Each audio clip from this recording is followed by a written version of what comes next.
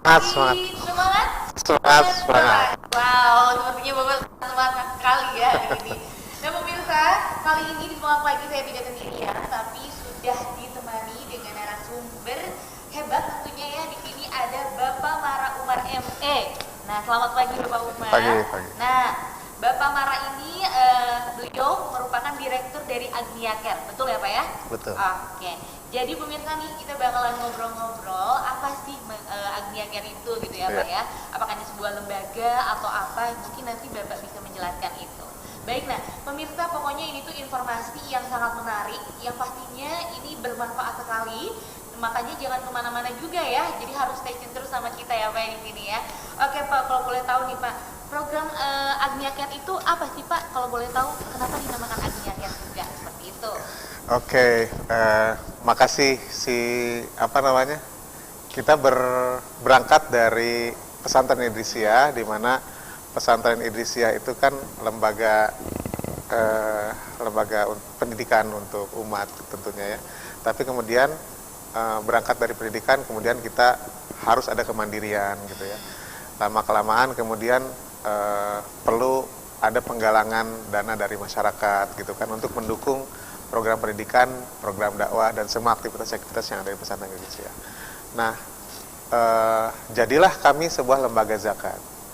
Lembaga zakat, infak, sedekah dan wakaf yang di bawah lingkungan pesantren Idrisiyah. Berangkatnya dari situ.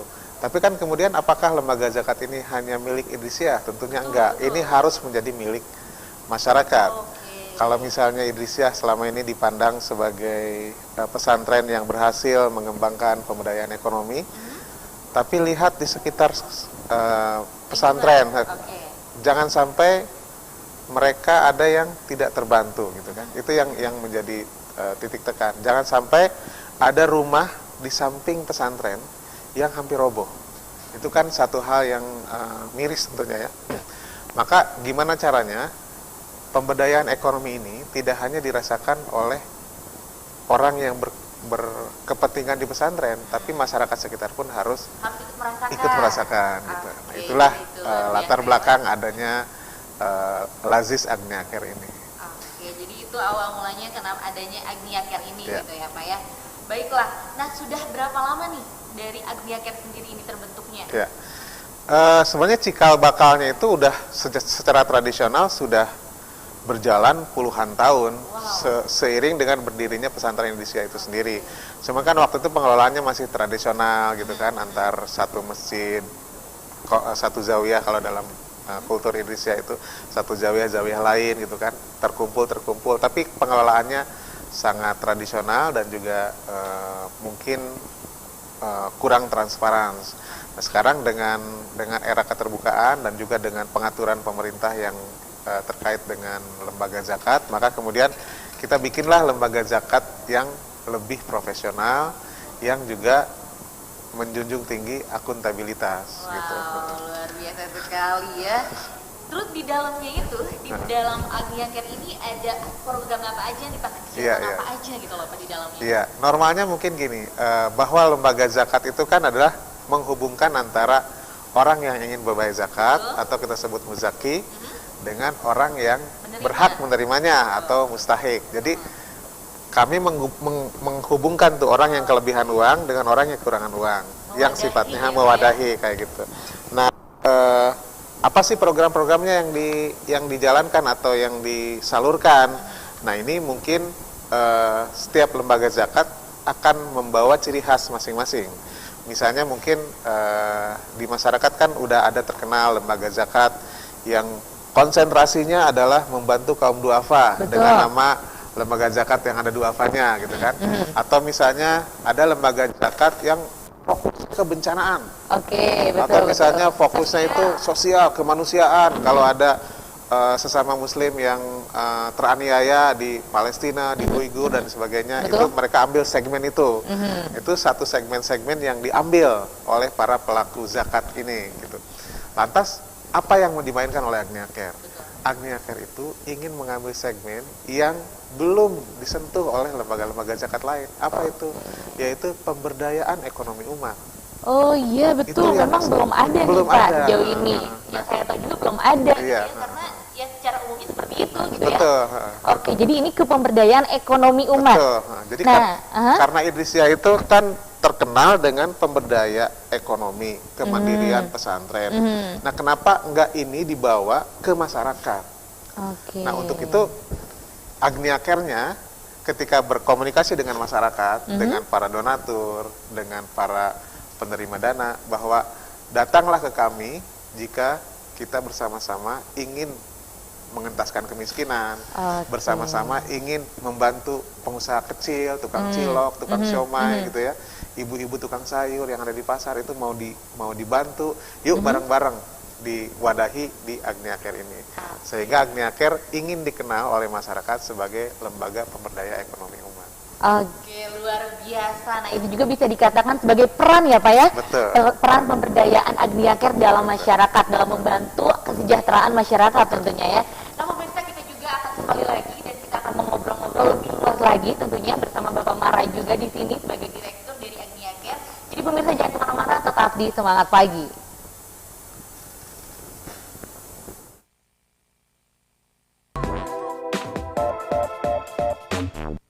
Baik pemirsa, terima kasih Anda masih bersama kami tentunya dalam acara Semangat Pagi. Semangat. Masih semangat Pak? Masih. Oke, luar biasa sekali Bapak Mara.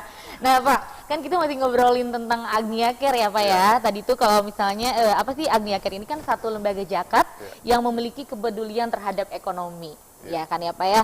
Nah, kepedulian terhadap ekonominya ini pasti ada yang namanya sebuah programnya gitu ya Pak ya, betul. yang melalui pemberdayaannya ini. Melalui program apa sih Pak kalau boleh tahu gitu Pak? Ya, makasih. Momennya pas banget dengan situasi masyarakat yang sedang terhimpit ya. Betul, Karena kita sedang dalam suasana pandemi kan. Tidak hanya kesehatan kita yang terancam, tapi juga dapur kita terancam. Oh iya betul. Orang-orang kecil itu apalagi pada saat zaman PPKM kemarin masih ketat-ketatnya ya. Masih diberlakukan ya. Itu kan sampai viral kan di Tasik tuh ada tukang bubur yang yang kena denda ya kan. Nah, ini bayangkan berapa banyak orang yang terdampak ekonominya. Itulah yang membuat kami terus berpikir. Nah, kemudian kami cetuskanlah program namanya KAIL. Program KAIL. Ini singkatan atau apa nih Pak? Ada dua. Ada secara filosofis kita memberikan KAIL, nggak mau memberikan ikan. Artinya saya ingin memberdayakan, bukan menyantuni. Gitu. KAIL itu ya bisa dibilang itu singkatan dari kuatkan ekonomi kecil. Kuatkan ekonomi kecil. Jadi namanya pas gitu dengan namanya KAIL.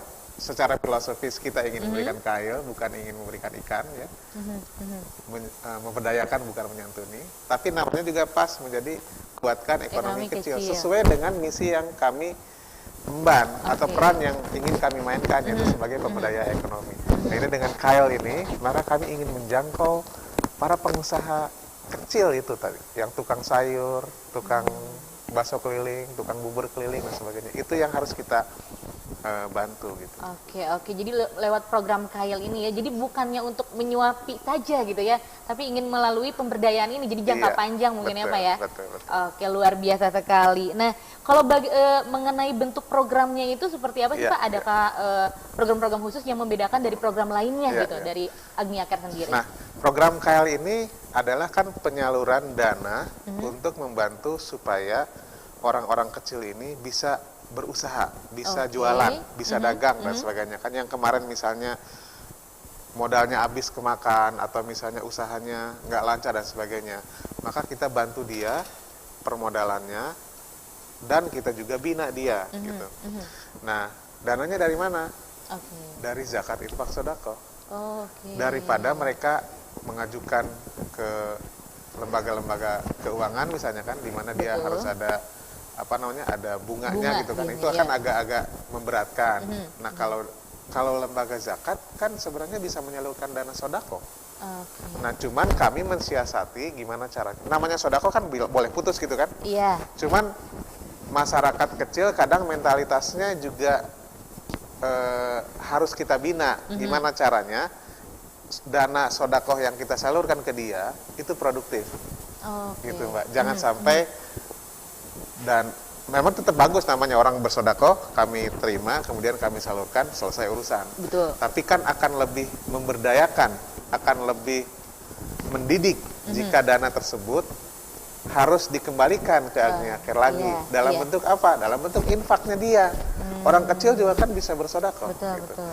Jadi dana sodakoh kita terima dari para Agnia, dari para donatur, kemudian kita salurkan ke orang-orang pelaku-pelaku ekonomi kecil tadi. Betul. Mereka nanti kembalikan ke kita dalam bentuk infak.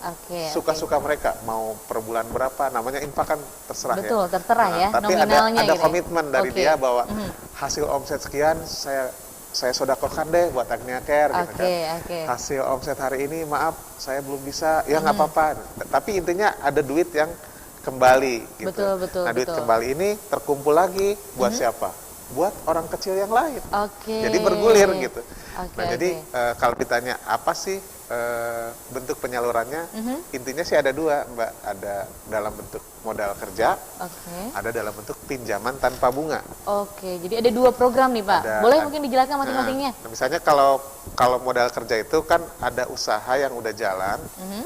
Kami melihat bahwa usaha ini prospektif, cuman misalnya karena alasan-alasan tertentu dia nggak jalan, maka kita bina, kita monitor usahanya dan kita bantu dengan modal kerja. Nah kemudian misalnya ya dia akan aja sama kita mau berinfak berapa persen dari pendapatannya atau dari hasil usahanya, ya. Kemudian kita terima. Ada lagi yang misalnya bentuknya pinjaman aja, pinjaman tanpa bunga. Kalau pinjaman tanpa bunga ini kami mungkin nggak melihat, nggak terlalu latar belakangnya seperti apa prospek gitu ya. Usahanya mungkin nggak se-confident yang tadi tuh. Kalau yang tadi kami confident ini usahanya oke, bagus, jalan, cuman perlu kita dorong. Kalau ini mungkin baru memulai, sehingga track recordnya belum terlalu kelihatan, tapi kan harus dibantu. Ya udah gini aja deh, saya kasih nih 1 juta atau 2 juta ya kan untuk usahamu modal, tapi tolong balikin dalam bentuk infak juga, sampai mencapai kembali nilai yang tadi tuh, dalam nilai uang awal yang tadi. dipinjam. Sesuai jumlah. Nggak perlu lebih, karena kami nggak butuh bunga kan, nggak butuh margin. Pokoknya saya kasih 1 juta, ente bisa balikin lagi 1 juta dalam bentuk infak. Toh maupun lebih ya pakai sedekah atau sedekah nggak apa-apa. Tapi dari ya, kami requirement-nya cukup kembalikan aja dana yang kemarin kami salurkan. Buat siapa ini? Buat orang kecil yang lain lagi. Selalu begitu berputar. Betul, makanya ini disebut bisa disebut ataupun bisa dikatakan pemberdayaan gitu ya Pak. Jadi siklusnya, ekosistemnya itu terus gitu Pak. Jadi jalan ngalir gitu ya Pak, nggak stuck di satu orang gitu ya. Tapi di situ bisa membantu banyak orang gitu nantinya. Luar biasa sekali. Nah Pak, kalau untuk pendistribusiannya nih, dari Kail sendiri ini program sudah jalan sejauh mana sih Pak? Nah, ini kan kita inisiasi pada saat lagi pandemi awal-awal dulu tahun 2020. Jadi kita karena melihat sekeliling kita gitu kan, kemudian akhirnya dicobalah gitu. Coba kita salurkan ke beberapa usaha. Nah, ada kalau jalan-jalan ke daerah dekat Saung Panyawa itu ada namanya nasi goreng Morse, ada namanya bakso Mang Munir. Nah itu usaha-usaha yang dulu disupport, hampir gulung tikar. Kemudian kita support, alhamdulillah sekarang lancar. Dari 2020, 2001 masih alhamdulillah jalan masih ya? lancar. Kemudian itu bentuk yang kita kasih permodalan. Kalau yang yang orang yang kasih pinjaman saat ini baru 20 orang. Baru 20 orang. Itu adalah orang-orang yang cukup pengembalian dana awalnya aja. Kita kasih 1 juta ya balikin 1 juta, kita kasih 2 juta ya balikin 2 juta. Mau balikinnya dalam waktu 5 bulan, 6 bulan, 7 bulan, terserah gitu. Jadi tidak berjangka gitu ya Pak? Yang penting dia di dalam formulirnya menyatakan bahwa saya mau balikinnya kapan. Tapi ada satu syarat Mbak, harus direkomendasikan oleh ketua DKM-nya. Harus kalau ada ketua DKM-nya. Kalau enggak kami kan nggak tahu siapa dia, ya kan? Betul, kenal sama dia siapa? Ketua DKM-nya. Masjid sekitar rumah dia. Sehingga kalau ada apa-apa, kita punya backup nih. ada backup. Oke, Kalau ada apa-apa nanti kita betul. misalnya Pak DKM, si Ibu Fulan ini Aha, agak macet nih, Oke. ada masalah barangkali apa perlu dibantu lagi atau gimana, sehingga betul. lebih jadi ini rame-rame, nggak Betul. cuma kita, sehingga kita melibatkan masyarakat. Oke, luar gitu. biasa sekali ya dari program KAIL ini. Jadi meskipun baru tapi sudah ada ya orang-orang yang sudah mulai percaya nih sama Agnia Care atau program KAIL itu sendiri. Oke, nah untuk tadi pendistribusiannya nih Pak ya, apakah sudah meluas gitu? Kalau Agnia Care sendiri mungkin udah luas ya Pak ya programnya. Tapi kalau untuk KAIL ini udah hanya di daerah Kabupaten Tasik aja atau gimana? Kalau Agnia Care-nya sendiri kan banyak titiknya, Betul. ada dari sampai di Jabodetabek, Bandung dan sebagainya, meskipun lebih terkonsentrasi di Jawa Barat. Tapi untuk penyalurannya saat ini karena baru tahap awal ya, baru di Kabupaten Kota Tasikmalaya aja. Kenapa? Karena kami butuh mitra pengusaha untuk menjadi pembina, ya kan? Nggak mungkin. Kan kita tadi misinya adalah KAIL kan, misinya KAIL artinya memberdayakan bukan menyantuni. Agnia Care ngerti nggak bisnis bubur ayam? Nggak ngerti. Agnia Care ngerti nggak bisnis bakso? Kan nggak ngerti. Jadi harus ada ahlinya harus kita ada juga ahlinya ya. yang kita gandeng. Betul. Gandeng lah siapa yang kira-kira membina usaha bubur, siapa yang membina usaha budidaya ikan. Peternakan kambing, ya mereka itu. Nah, selama ini yang kami gandeng adalah mitra-mitra pengusaha yang ada di Tasik. Mudah-mudahan ini semakin besar, magnitude-nya semakin terasa, sehingga kita bisa minimal Priangan Timur dulu sampai ke Bandung gitu. Oke, luar biasa. Jadi memfasilitasi Betul, kami ya Pak ya. betul. Luar biasa sekali dari program KAIL ini. Nah, lalu ini mungkin yang ditanyakan juga oleh masyarakat di rumah yang sedang menonton Semangat Pagi, karena mungkin tertarik nih, ada mulai minjaman modal tanpa bunga, terus ada juga tadi yang mendapat saluran donasi ya, saluran donasi juga walaupun ada syarat tertentunya juga ya Pak ya. Nah ini mungkin adakah syarat ataupun penentuan nih untuk pelaku usaha yang bisa mendapatkan mendapatkan donasi ini gitu loh Pak, ataupun yang ingin melakukan pinjaman itu? Syaratnya yang penting dia adalah jamaah sebuah masjid. Jamaah sebuah masjid. Dan itu dia harus dikenal. Dan dia dikenal oleh ketua DKM-nya. Karena ketua DKM itu nanti akan memberikan tanda tangan di dalam formulir pengajuannya, di samping si orang itu juga ya. Sehingga kami kan nggak tahu apakah orang itu berhak dalam terminologi agama, apakah orang itu mustahik atau bukan gitu kan. Jangan sampai orang yang sebenarnya mampu tapi pura-pura mampu, kan banyak kasus kayak gitu. Betul, kalau orang ini dikenal oleh DKM, si DKM kan melakukan verifikasi awal. Oh, memang orang ini rumahnya aja begini, kondisi keluarganya begini, sehingga memang layak untuk dibantu dan memang mereka punya semangat untuk bekerja misalnya kayak gitu. Nah, ini jadi ada verifikasi. Syaratnya buat saya itu adalah bahwa dia harus dikenal oleh ketua DKM-nya. Setelah itu kami akan memverifikasi apakah orang ini memang beneran dengan dibantu oleh ketua DKM tadi ya, kita verifikasi, kita survei, oh iya memang orangnya sangat layak untuk dibantu. Oh iya, usahanya ini sangat prospektif. Ada pemantauan gitu Pak? Oh iya, karena kan tadi kita melibatkan pengusaha kan. Melibatkan pengusaha. Kalau misalnya saya mau jualan bubur, nanti kita libatkan pengusaha bubur. Saya maunya budidaya ikan aja deh. Nah, nanti kita libatkan orang yang program-programnya ada. Mungkin kalau saya boleh cerita lebih jauh lagi gini, Mbak. Program yang saat ini sedang saya jual ke masyarakat adalah program bubur motor. Bubur motor? Iya, sama bakso motor, keliling. Jadi kalau dulu mah gerobaknya, sekarang mah naik motor supaya lebih luas jangkauannya. Ya. Dananya dari mana? Kami ada donatur. Tapi dana zakat, jadi ini lebih spesifik lagi, saya harus hati-hati. Dana zakat artinya saya tidak boleh menyalurkan dana ini ke selain yang sudah ditentukan oleh agama. Si mustahiknya ada ketentuannya, yaitu orang misalnya kalau fakir miskin benar-benar harus fakir miskin, gitu. Kami verifikasi ada donatur atau si muzaki, orang yang ingin menyalurkan zakatnya, menyerahkan ke Agnia Care, tapi amanahnya adalah tolong disalurkan ke bentuk-bentuk pemberdayaan ekonomi. Kami ciptakan bubur motor sama bakso motor. Silakan masyarakat kabupaten atau kota Tasikmalaya yang ingin dibantu oleh kami, misalnya dia saat ini tidak punya pekerjaan, tapi dia punya motor. Nah, dia tidak punya pekerjaan, tapi dia punya motor, silahkan hubungi Agnia Care.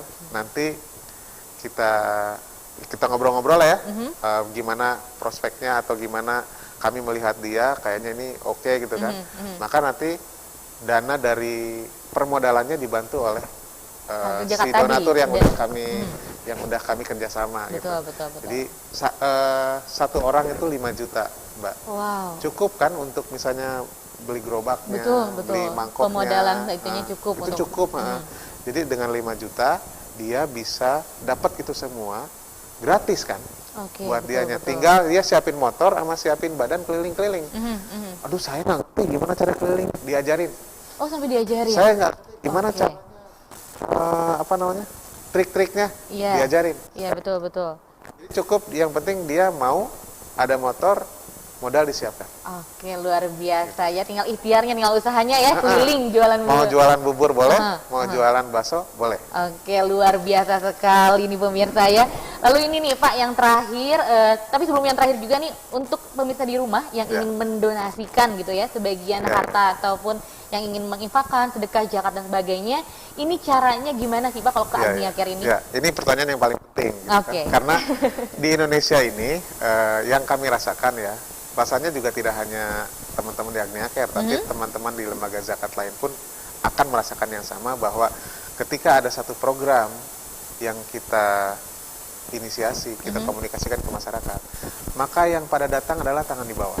Oke, lebih banyak yang tangan di bawah. Tiba-tiba programnya, misalnya kami bikin program namanya Bedah Rumah Duafa.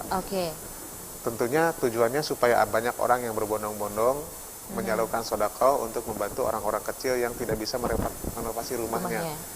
Maka di hari pertama kita buka program itu, yang berjejer adalah orang yang membutuhkan. Nah, itu situasi yang memang situasi di kita lah pada umumnya, masyarakat kita ya, Indonesia, bukan hanya Tasik, bukan hanya Jawa Barat, kondisinya masih banyak tangan di bawah. Nah, untuk itu program KL ini lebih banyak orang yang butuh, kan, daripada orang yang mau berdonasi. Sehingga, tapi kalau nggak dua-duanya match, ya nggak jalan gitu kan. Betul. Jadi harus saling melengkapi gitu ya. Sehingga keberhasilan program KL tergantung dukungan dari masyarakat. Keberhasilan program-program Agnia Care atau lembaga-lembaga zakat yang lainnya tergantung pada seberapa besar kontribusi masyarakat di dalam peran itu gitu ya. Betul. Bagaimana caranya supaya bisa berperan di Agnia Care? Gampang, Mbak. Gimana itu caranya? Hubungi agniacare.com.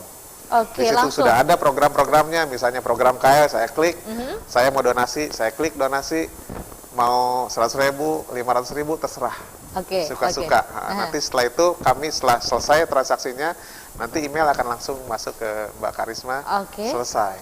Jadi cukup mudah ya Pak ya. Cukup mudah, langsung aja kunjungi website yaitu agniacare.com. Di situ sudah lengkap sekali ya Pak ya. Sudah lengkap sekali. Baiklah Bapak, terima kasih sudah hadir di Semangat Pagi, sudah memberikan informasi yang sangat luar biasa sekali. Semoga ini juga bermanfaat untuk masyarakat di rumah.